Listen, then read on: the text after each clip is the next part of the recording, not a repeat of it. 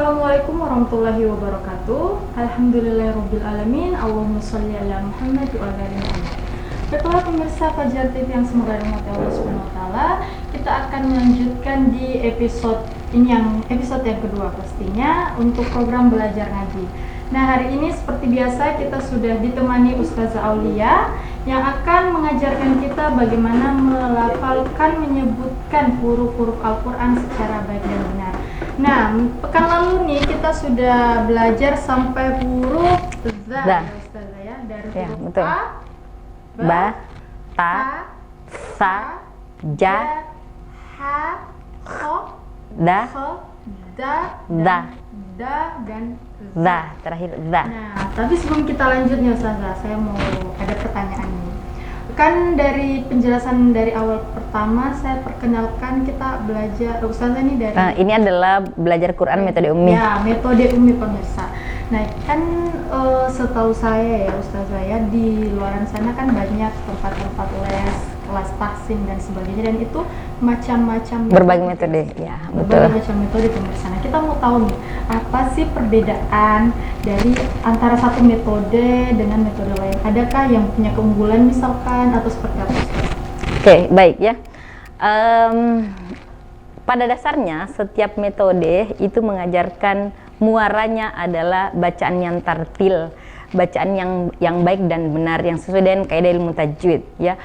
Perbedaannya metode ummi dengan metode yang lain, sebenarnya untuk mengetahui satu perbedaan itu kita harus berada di dalamnya. Misalkan ya, yang umum ya, metode ummi dengan Iqra misalkan ya. Iqra adalah metode yang sangat hebat, yang sangat luar biasa ya, sangat luar biasa metode Iqra itu. Cuman kebetulan saya tidak pernah belajar metode Iqra sebelumnya ya.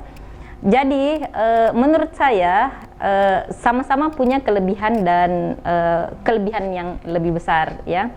Kalau di metode ummi kita punya sistem.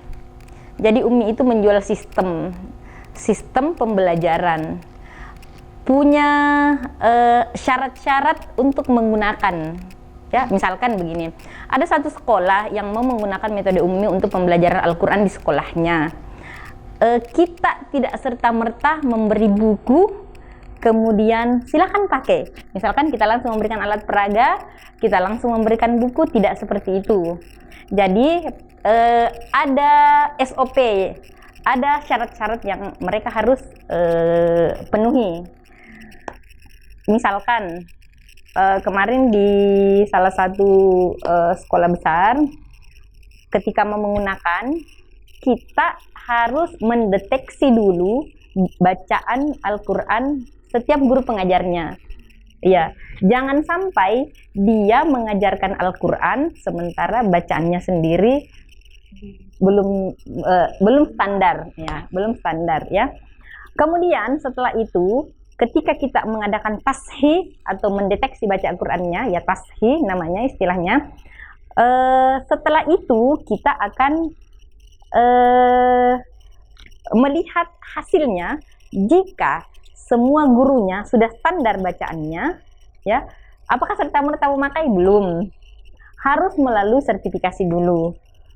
Semua guru pembelajaran Al-Quran di sekolah itu harus tersertifikasi. Supaya apa? Standar mengajarkannya sama, sesuai dengan standar yang sudah ditetapkan oleh guru-guru kita di Surabaya, ya, tempat lahirnya metode ini. Setelah ikut sertifikasi baru boleh mengajarkan. Setelah mengajarkan pun per 2 bulan, per 4 bulan kita adakan supervisi bagaimana dia mengajarnya, apakah sudah sesuai dengan standar, apakah benar-benar dia mengajarkan bacaan yang baik dan benar. Setelah itu kita periksa semua administrasinya. Ummi punya administrasi, jadi punya data, kita punya data. Misalkan sekolah di Makassar, sekolah apa saja yang menggunakan, kita ada datanya. Berapa jumlah siswanya, per 4 bulan berapa kenaikan jilidnya, berapa persen anak-anak, kemudian pencapaian yang dicapai, juga kita ada data, yaitu salah satu sistem. Kemudian pengujiannya ya di metode Umi, pengujiannya untuk naik jilid semua harus terstandar bacaannya. Jadi ketika ada 20 anak di situ, kita tarik salah satunya, semua bacaannya akan sama. Seperti itu. Ya. Total ya, Ustazah Iya. belum masuk nih. Tapi kalau misalkan perbedaan cara Mengucapkannya. metode lain itu ada Iya. tidak? Atau memang sebenarnya sama saja tapi sistemnya ya? Iya, sebenarnya sama saja ya.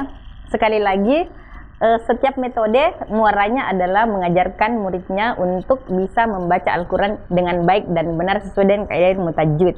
Sama. Hanya kalau di Umi benar-benar kita memperhatikan adalah kualitas guru. Ya, benar-benar kualitas guru. Karena bagaimana muridnya bisa melafalkan huruf kha, za seperti yang kita pelajari, kalau gurunya sendiri tidak mampu mengucap itu dengan baik dan benar, seperti itu ya.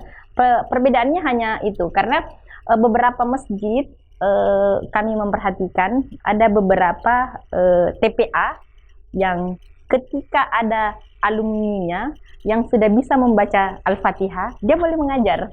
Kalau di Umi tidak boleh ya, bacaannya harus sesuai dengan standar. Seperti itu. Sistem, ya lebih ke sistem saja. Oke, baiklah pemirsa, kita belum masuk pelajaran ya sebenarnya, cuman untuk mengenalkan dan mengetahui bagaimana metode, salah satu metode dalam belajar Al-Quran yaitu metode ini. Tapi kita tidak membatasi ya Ustazah ya, mau belajar lewat metode apapun, sama. intinya bacaannya baik dan benar. Ya, betul, Oke pemirsa, sebelum kita lanjut ke pembahasan selanjutnya, sebelum mempelajari lagi huruf-huruf hijaiyah, kita akan persilahkan dulu yang mau lewat itu.